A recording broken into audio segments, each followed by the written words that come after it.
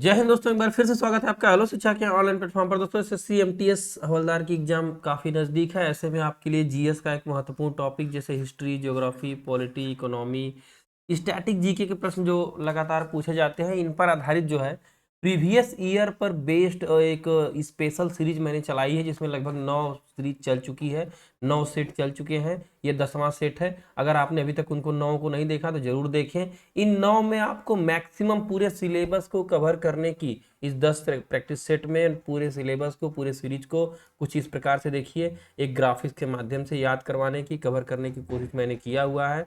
तो अगर आपने अभी तक नहीं देखा है तो बाकी की सीरीज भी देख ले। तो चलिए, आज की जो हमारा प्रैक्टिस सेट है, जो हमारा वीडियो है, जो सेशन है, वह 7 जुलाई को जो पेपर हुआ था, जो है 13 जुलाई 2022 को, उसी पर आधारित है।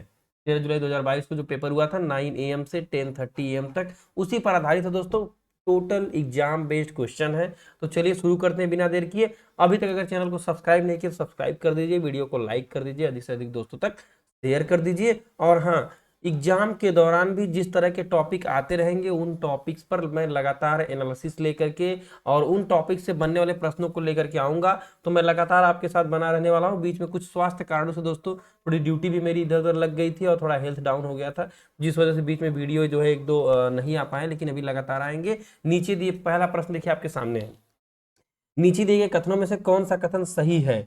वनों की कटाई से वायु में CO2 की मात्रा में कमी आई है। तो वन जब कट जाएंगे दोस्तों, पेड़ पौधे कार्बन डाइऑक्साइड की मात्रा को बैलेंस करते हैं, कम करते हैं। तो वनों की कटाई से CO2 की मात्रा की कमी आई है, तो ये तो गलत है। उनकी कटाई से तो बढ़ ही जाएगी, वो रहेंगे तब तो कम करेंगे। तो ये वाला हमारा गलत लग रहा है हमको।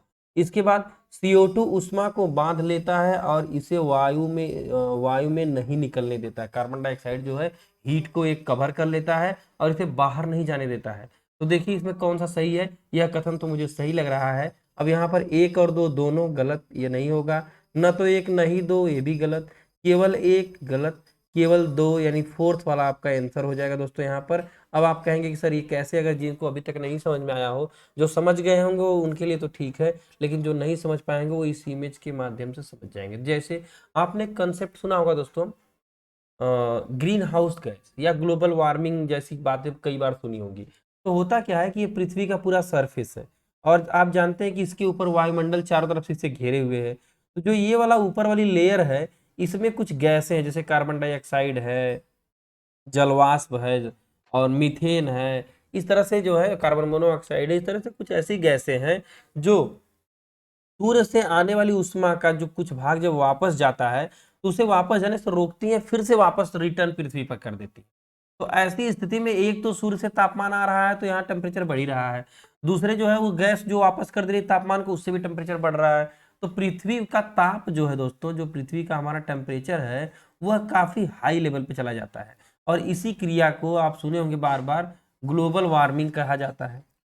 तो कार्बन डाइऑक्साइड क्या होता है कि जब पेड़ पौधे रहेंगे, जैसे कि आपको पहला कथन देखिए, वनों की कटाई से वायु में CO2 की मात्रा में कमी नहीं। क्यों? क्योंकि जब ये पेड़ पौधे रहेंगे, तो अब अगर मान के चलिए कि यहाँ पर आपने एक वृक्ष लगा दिया, कल्पना कीजिए इस तरह से आपने एक वृक्ष लगा दिया, थोड़ा सा इमेजिन करते हैं। ये वृक्ष क्या करता है? प्रकाश संश्लेषण किया करता है और इस कार्बन डाइऑक्साइड को सोख लेता है और ऑक्सीजन जो है आपको जो है निकाल देता है। तो जब ऑक्सीजन निकालेगा, कार्बन डाइऑक्साइड को सोख लेगा, जो है इस तरह से जलवाष्प को सोख लेगा, सारी जो गैसें हैं ग्रीन हाउस की उनको जब ले लेगा और ऑक्सीजन को बाहर निकाल देगा, तो ये ग्रीन हाउस लेयर नहीं बन पाएगी। तो जो सूर्य से आने वाली उष्मा है, वह अनावश्यक रूप से वापस पृथ्वी पर रिलीज होकर नहीं आएगी, वह वापस चली जाएगी। मेरे कहने का मतलब कि जो है कार्बन डाइऑक्साइड कम रहेगा, तो ताप कम रहेगा, हीट कम रहेगा, क्योंकि रिफ्लेक्शन जो है गैसों का नहीं होगा, हीट का। तो यही है, इस कॉन्सेप्ट को समझिए। अब चलिए अगले प्रश्न की तरफ। लायन कैपिटल का निर्माण बुद्ध के डैश की ऐतिहासिक घटना की स्मृति में बनाया गया था।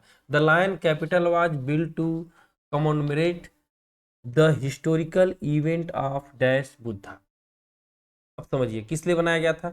ज्ञान प्राप्ति के लिए, निधन पर, घर परित्याग पर, या पहले उपदेश पर? तो सही उत्तर दोस्तों यहाँ पर हो जाएगा पहले उपदेश पर। अब अगर पहले उपदेश पर बनाया गया था, अब अगर जिनको न समझ में आ रहा हो कि ये क्या मैटर है, क्या क्या कॉन्सेप्ट है इसका, तो उनके लिए मैं बता दूं, यहाँ आइए, यह देखिए। एक इमेज के माध्यम से गौतम बुद्ध के जीवन में घटी सभी घटनाओं को कवर करने की कोशिश की गई है, जहां से प्रश्न बनते हैं अक्सर। जैसे बुद्ध के जन्म को जो है कमल का फूल, बर्थ साइन क्या होता है दोस्तों, कमल का फूल अगर प्रतीक दिया है कि तो बुद्ध के जन्म का जो है सिंबल है या फिर बर्थ का सिंबल है।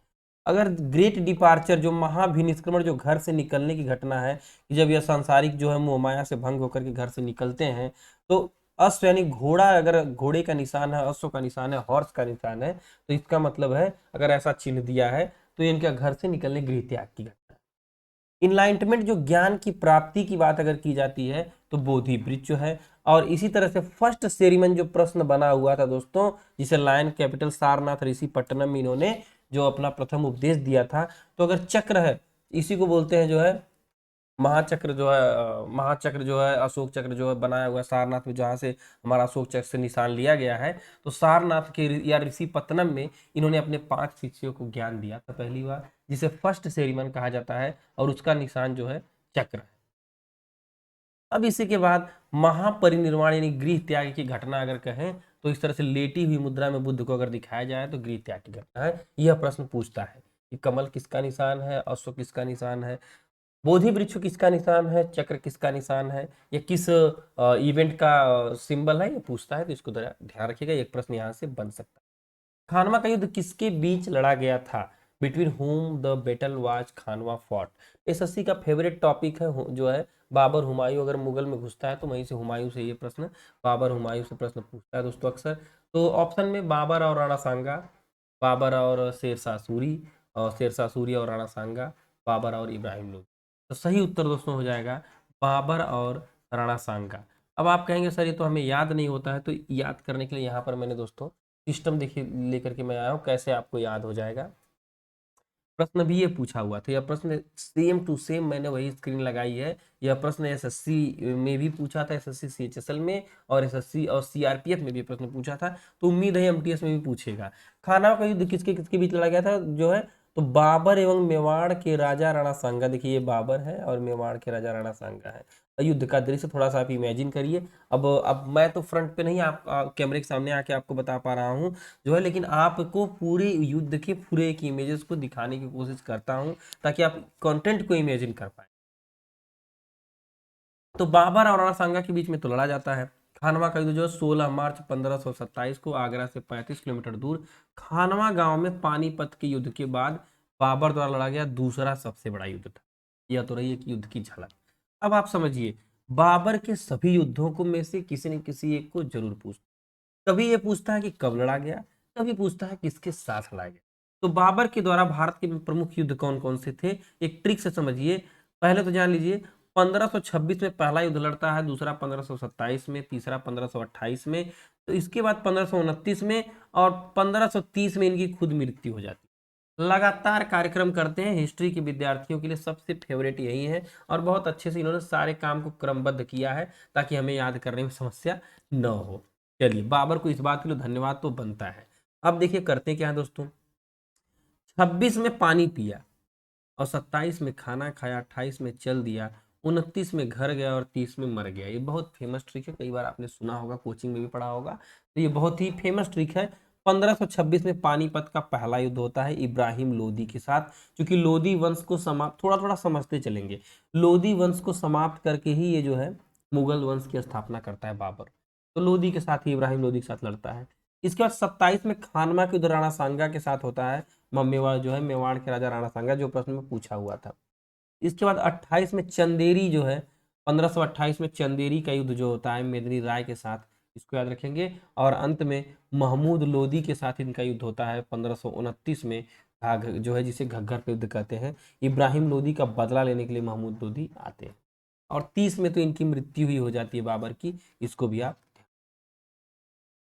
निम्नलिखित में से, निम्नलिखित नदियों में से किस नदी को उसके उद्गम स्थल पर भागीरथी के नाम से भी जाना जाता है। Which of the following river is also known as Bhagirathi at the place of its origin.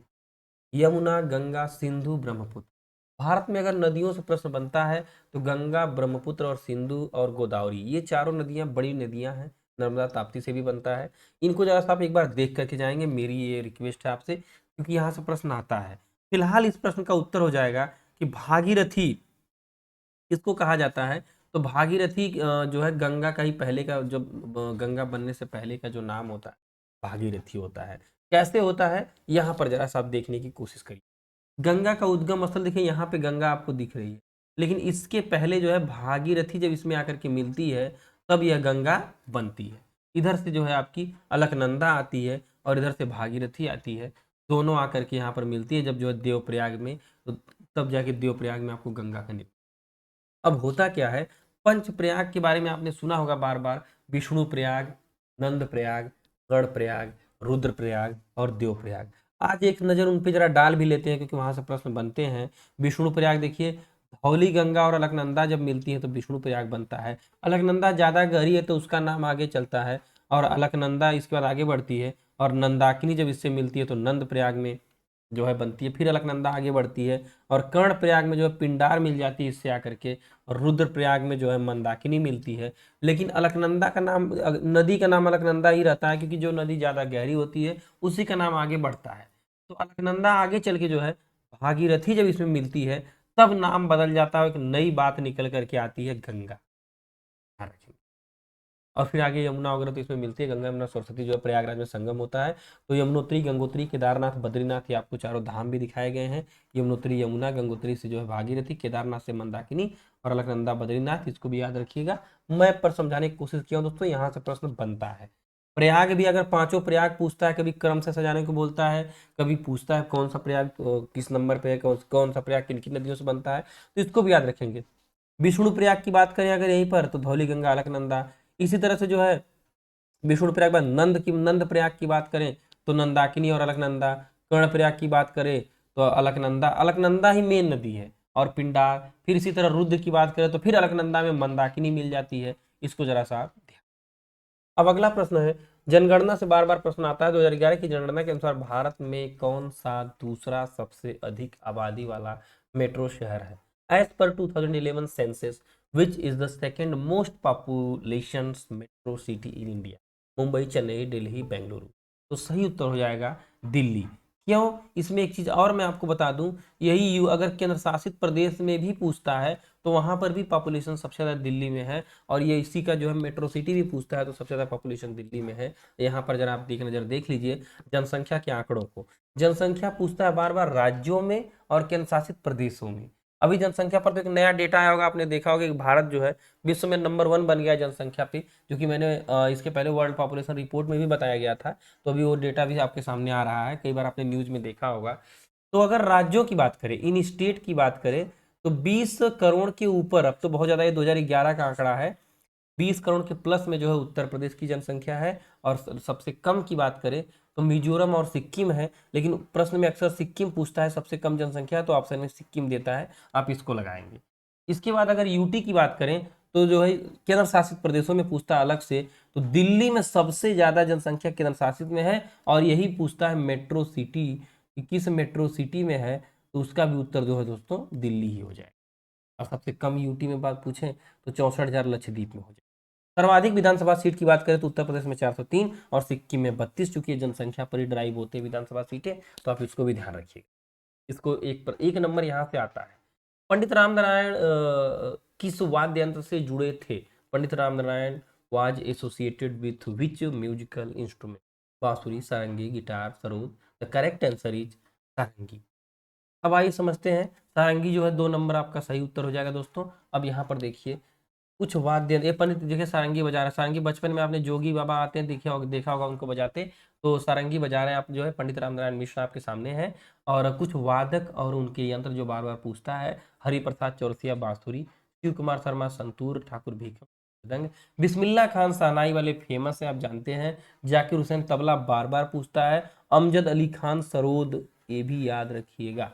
Most important दोस्तों, इस स्क्रीन से एक नंबर तो आपको जरूर मिलना है, मुझे विश्वास है अगर इसको आप याद कर लेते हैं। पाइका एक मार्शल लोक नृत्य है, यह नृत्य निम्नलिखित में से किस राज्य में लोकप्रिय है? Paika is the martial folk dance. This dance is popular in which of the following? Orissa, Gujarat, Kerala, Andhra Pradesh. ये देखिए इस तरह तलवारबाजी वगैरह लेके होती है भैया, नृत्य आए तभी करना, नहीं तो ऐसा ना करें तो मार मार के लोग गिरा देंगे। बहुत खतरनाक नृत्य आपको दिख रहा होगा, सामने दिखाया भी है। तो उड़ीसा में जो है दोस्तों ये पाइका फेमस है, उड़ीसा में। उड़ीसा का ओडिसी भी लोक नृत्य है, लेकिन पाइका जो है मार्शल लोक नृत्य है, यह उड़ीसा में काफी फेमस है।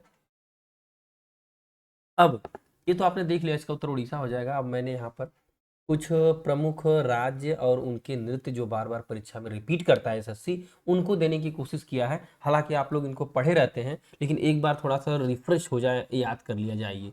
चलिए एक बार पढ़ते हैं फिर से। गुजरात में गरबा डांडिया फेमस है दोस्तों, बिल्कुल आपने सुना होगा। गरबा डांडिया मोस्ट इंपॉर्टेंट, पूरा पूरा नहीं बताऊंगा, जो जो इंपॉर्टेंट है वही, ज्यादा डेटा नहीं लेना है। गरबा डांडिया बस याद रखिए, काम हो जाएगा। केरल का उसी तरह से देखिए फेमस क्या है, कथकली, शास्त्रीय नृत्य भी है। कथकली और ओट्टम थुआल और मोहिनी अट्टम मोस्ट इंपॉर्टेंट। अगर राजस्थान की बात करें दोस्तों इसी तरह से कि राजस्थान का लोक नृत्य कौन सा है, तो राजस्थान का जो है घूमर, बार बार पूछता है, झूमर और गणगौर जो है मोस्ट इंपॉर्टेंट। घापाल भी पूछा है कई बार। जम्मू कश्मीर का रऊफ फेमस है, कौन सा दोस्तों, रऊफ। हिमाचल प्रदेश का छपेली थाली, और एक और यहाँ पर आपको दिखेगा जो है नटी। नटी और डांडी भी पूछा हुआ है। अरुणाचल प्रदेश का मुखौटा और युद्ध नृत्य दो ही है, लेकिन ये दोनों बार बार पूछता है, मुखौटा और युद्ध नृत्य, इसको याद रखेंगे। गोवा का जो है ढकनी, ढकनी गोवा का फेमस है। ढकनी खोल, ढकनी खोल इसको याद रखिएगा। ढकनी खोल गोवा, गोवा का फेमस है, खोल और ढकनी। अब मेघालय की बात करें तो लाहो पूछता है बार बार, बांग्ला तो बगल में है, लेकिन लाहो बार बार पूछता है। पंजाब में भांगड़ा और गिद्धा मोस्ट इंपॉर्टेंट है, भांगड़ा गिद्धा। वैसे भी पंजाब में नशा वगैरह ज्यादा है, तो भांगड़ा भाई, भांग खा के गिद्ध, अपना भांगड़ा गिद्धा याद रखिएगा। उत्तर प्रदेश में रासलीला, नौटंकी और कजरी बहुत फेमस है दोस्तों।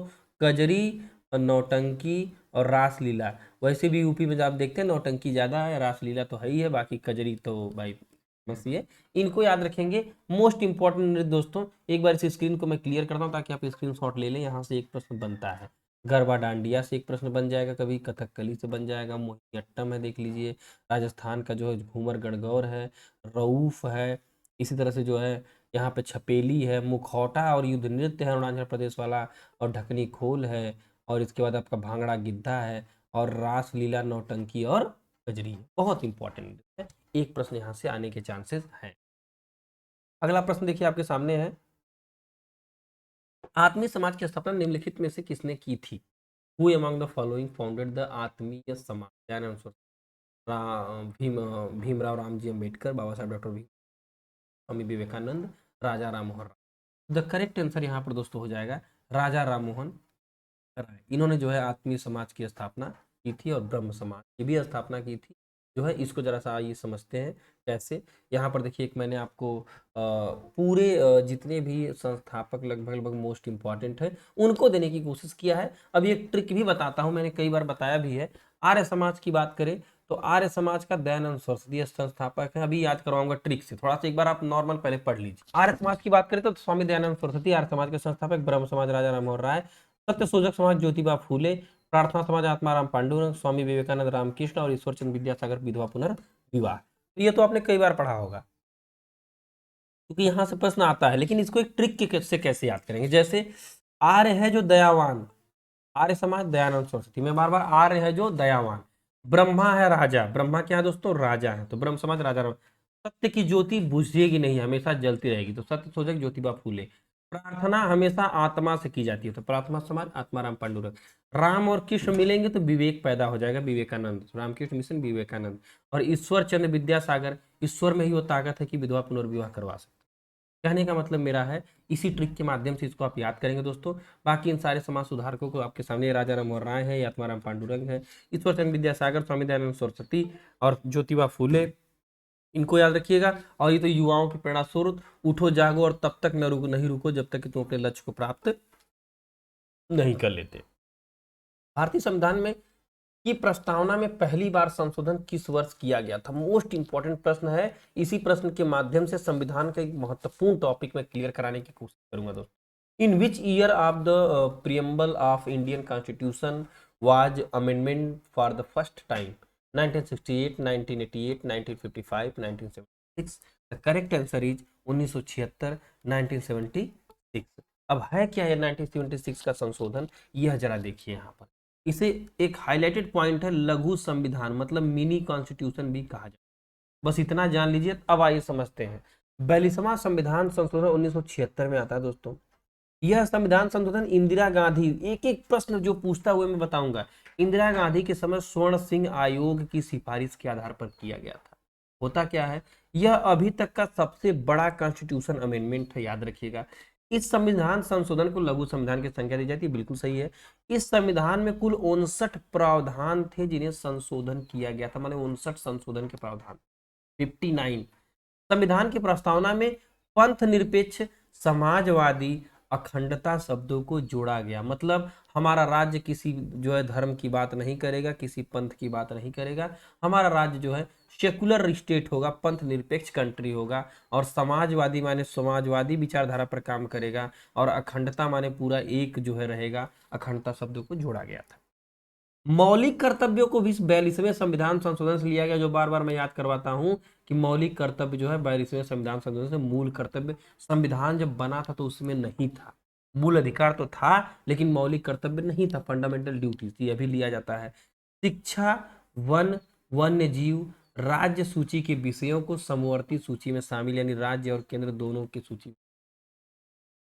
लोकसभा और विधानसभा के कार्यकाल को बढ़ाकर 5 से 6 वर्ष कर दिया गया था। बाद में इसको जो है 5 से 6 वर्ष किया गया, इसको भी ध्यान रखिएगा। इसी संविधान संशोधन में राष्ट्रपति को मंत्रिपरिषद की सलाह के अनुसार कार्य करने के लिए बाध्य किया गया कि प्रेसिडेंट जो है मंत्रिपरिषद की सलाह पर ही कार्य करेंगे। क्यों? क्योंकि मंत्री चुन करके जनता द्वारा डायरेक्ट आए हैं, तो थोड़ा सा उनकी जो है ओपिनियन को प्रेसिडेंट को जो है प्रीफर करना ही पड़ेगा। यह इनका उद्देश्य। संसद द्वारा किए गए संविधान संशोधन को न्यायालय में चुनौती देने से वर्जित किया गया। अगर जो है पार्लियामेंट कोई संशोधन कर दी है तो उसे आप जो है न्यायालय में चुनौती नहीं दे सकते हैं। ये भी इसमें जो है लाया गया, क्योंकि कई बार जो है कई सारे अमेंडमेंट जो है पार्लियामेंट लाती थी और जो न्यायालय उसे खारिज कर देती थी। तो यह मिनी कॉन्स्टिट्यूशन था दोस्तों। संविधान में एक बहुत बड़ा बदलाव, कॉन्स्टिट्यूशन में एक बहुत बड़ा चेंजेस किया गया, इसीलिए इसे लघु संविधान कहा जाता है। भाई अगर ये कई बार में 59 प्रावधान जोड़ दिए जाएं तो अपने आप में एक छोटा सा संविधान ही बन जाता है। मैक्सिमम चीजों को कवर करने की कोशिश की गई थी। 42वां संविधान संशोधन मोस्ट इंपॉर्टेंट जो है कॉन्स्टिट्यूशन अमेंडमेंट। थोड़ी सी तबीयत दोस्तों डाउन है, इसलिए बहुत ज़्यादा तेज नहीं बोल पा रहा हूँ। फिर भी आपका एग्जाम नज़दीक है तो आपके लिए कंटेंट लाने की कोशिश की जा रही है। और अगर कंटेंट पसंद आ रहा हो तो सब्सक्राइब और लाइक और शेयर जरूर करिएगा। और अगर रेगुलर व्यूअर हैं तो कमेंट सेक्शन में अपनी राय दीजिए कि कैसा कंटेंट है। भोगाली बिहू उत्सव भारत के किस राज्य में मनाया जाता है? Bhogali Bihu festival is celebrated in which state of India? Andhra Pradesh, Tamil Nadu, Rajasthan, Assam. तो मैंने कई बार आपको बताया कि कोई बिहू रहे, कटी बिहू, भोगाली बिहू, जो भी बिहू, दाएं बिहू, बाएं बिहू, अगर बिहू दिख जाए तो आप कंफ्यूज नहीं होंगे दोस्तों। बिहू नामक समस्त त्योहारों का जो है कार्यक्रम असम में मनाया जाता है, इनको आप मैक्सिमम यही है। Bhogali Bihu festival celebrated in state. तो भोगाली अगर आपको नहीं याद है तो बिहू याद है, बिहू है तो असम होगा। कैसे? ये देखिए, 3 प्रकार के बिहू है, आज मैं क्लियर करने की कोशिश करूंगा। बिहू कितने प्रकार की? असम में 3 तरह के बिहू मनाए जाते हैं जो 3 ऋतुओं के प्रतीक हैं, और तीनों का दृश्य भी आपके सामने है। यह देखिए, पहला बिहू जिसे बोगाह बिहू कहा जाता है, जो है भोगाह बिहू, जो है भोगाली बिहू, भोगाह बिहू या रंगोली बिहू कहते हैं, अप्रैल में चैत्र व बैसाख में मनाया जाता है। यह असम का मुख्य पर्व है। ये वाला आपको जो डांस दिख रहा है यह भोगाह बिहू है, इसको याद रखिए। दूसरा बिहू कटी बिहू, जिसे काती बिहू या कटी बिहू कहते हैं। कटी बिहू, कंगाली बिहू भी इसे कहा जाता है। यह भी असम का दूसरा बिहू है। ये देखिए फसल के समय का जो है धान की खेती। तीसरा बिहू है भोगाली बिहू, जिसे कहते हैं, जो आज प्रश्न में आया था। माघ महीने की संक्रांति के पहले दिन से माघ बिहू अर्थात भोगाली बिहू के नाम से मनाया जाता है। यह देखिए जो ठंडी का मौसम जो है, माघ बिहू के समय का बिहू नृत्य। आपको इनकी ड्रेसेस देख करके, एक बैकग्राउंड देख करके समझ में आ रहा होगा। ये देखिए जो ठंड में जो है शीतलहर वगैरह पतझड़ों का टाइप का मौसम है, तो उस समय जो है यह बिहू माघ में जो मनाया जाता है, यानी जनवरी में ठंडी में जो मनाया जाता है, वह भोगाली बिहू है। कुल मिलाकर मैं बताऊं आपको, तीनों बिहू का दृश्य आपको दिखाया गया है। यह आपके सामने पहला है, यह आपके सामने दूसरा है, यह तीसरा है। पहले का नाम क्या आपने देखा? बोगाह बिहू, दूसरा कटी बिहू और तीसरा भोगाली बिहू। स्क्रीन रोक करके चाहे तो अच्छे से पढ़ सकते हैं, मोस्ट इंपॉर्टेंट है, 1 नंबर जरूर बनता है। 1973 में भारत के प्रथम गवर्नर जनरल कौन बने थे? Who become the first governor general of India in 1903? तो Warren Hasting, Robert Clive, Charles Cornwallis और थॉमस मुनरो। तो the correct answer is Warren Hasting. अब आइए समझते हैं गवर्नर जनरल बने थे वारेन हेस्टिंग, कैसे बने थे 73 के अधिनियम से, और कौन कौन गवर्नर जनरल इंपॉर्टेंट है जरा उनको यहाँ देखिए। एक फेमस ट्रिक है, रॉबर्ट है विलियम की मौसी। कौन सा ट्रिक है दोस्तों? रॉबर्ट है विलियम की मौसी। क्योंकि गवर्नर जनरल तो बहुत सारे थे, सैकड़ों हैं, सबको तो याद नहीं करा सकता ना आप कर पाएंगे, लेकिन कुछ को तो याद किया जा सकता है जहां से प्रश्न बनता है। प्रश्न भी उन्हीं से बनता है जो कुछ स्पेशल है। तो उन स्पेशल के लिए एक ट्रिक है, बहुत फेमस है, कई बार आपने सुना होगा, वही ट्रिक है, कोई नई ट्रिक नहीं है। जरा सा ध्यान देंगे समझ में आ जाएगा। रॉबर्ट क्लाइव बंगाल का प्रथम गवर्नर जनरल, अंग्रेजी सत्ता को लगभग इसने स्थापित किया था, इसको याद रखेंगे, रॉबर्ट क्लाइव। हैस हेस्टिंग बंगाल का प्रथम गवर्नर जनरल, यानी यह तो गवर्नर था और यह क्या बन गया दोस्तों? गवर्नर जनरल बन गया। वारेन हेस्टिंग है से। विलियम से विलियम बेंटिंग, सती प्रथा वाले जो राजा राममोहन राय के समय में जो है ठगी प्रथा, सती प्रथा का अंत करते हैं 1928-29 में। विलियम बेंटिंग भारत का पहला गवर्नर जनरल। अब यह पूरे भारत का बन गया। किसका दोस्तों बन गया? भारत का पूरे। अभी तक तो बंगाल में था, अभी पूरे भारत का। किस कैनिन भारत का पहला वायसराय बनता है। कैनिन 1857 की जो क्रांति होती है, तो 1857 की क्रांति में 58 वाला जो घोषणा पत्र रानी का आता है, उसमें कैनिन को कहा जाता है कि अब तुम गवर्नर जनरल न रहना, अब तुम वायसराय बन जा। मौ से माउंट बेटन, स्वतंत्र, जब स्वतंत्रता देने की बात आती है तो स्वतंत्र भारत वाला पहला अंग्रेज गवर्नर जनरल रहता है स्वतंत्र भारत का, माउंट बेटन। लेकिन भारत जब वो जाएंगे यहाँ से तो किसी भारतीय को तो पद देकर जाएंगे, तो सी राजगोपालाचारी सी से जो है स्वतंत्र भारत का पहला भारतीय गवर्नर है। पूरे जो है आधुनिक इतिहास के इन्हीं कलेक्शन, इन्हीं के इर्द गिर्द जो है दोस्तों, तो इनके घूमता रहेगा आपका। देखिए और देखा होगा आपने, रॉबर्ट है विलियम की मौसी, Robert Clive, Warren Hasting, William Bentinck, की से आपका जो है कैनिंग, और मौ से जो है आपका माउंट बेटन, और सी से सी राजगोपालाचारी। याद रखेंगे, मोस्ट इंपॉर्टेंट प्रश्न। निम्नलिखित में कौन सा वेद सबसे पुराना वेद है? Which of the following Vedas is the oldest Vedas? तो यजुर्वेद, ऋग्वेद, अथर्ववेद, सामवेद।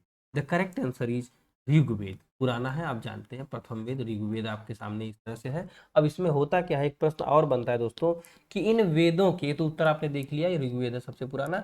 इन वेदों के पुरोहित कौन है? बाकी वेदों से कई सारे प्रश्न बनते हैं, लेकिन मेरा टारगेट रहेगा कि हर एक दिन कोई नया नया टॉपिक आपको बता दूं। ऋग्वेद के जो है पुरोहित को होता या होत्री कहा जाता है। सामवेद के उद्गाता या उद्गात्री कहा जाता है। यजुर्वेद के अधर्व्यू कहा जाता है, और अथर्ववेद के ब्रह्म कहा जाता है। याद रखेंगे, यहाँ से प्रश्न बनता है। सेशन पसंद आया हो तो आप जो है दोस्तों वीडियो को लाइक करें, चैनल पे अगर नए सब्सक्राइब करके ही जाएं, हमारा मोटिवेशन बढ़ाएं, सपोर्ट दें।